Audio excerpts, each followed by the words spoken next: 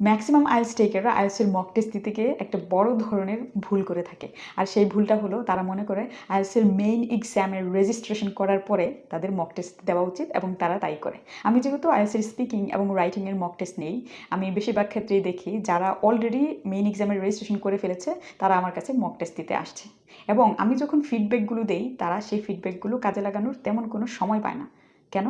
Because there exam is knocking at the door. তাই আমি আপনাদেরকে দুটো টাইমিং সাজেস্ট করব, যেই দুটো টাইমে আপনাদের মক টেস্ট দেওয়া উচিত। প্রথম টাইমিংটা হলো একদম শুরুতে আপনি জাস্ট স্পিকিং এবং রাইটিং নিয়ে বেসিক কিছু প্রিপারেশন নেবেন, নেওয়ার পরে আপনি মক টেস্ট দিয়ে দেবেন।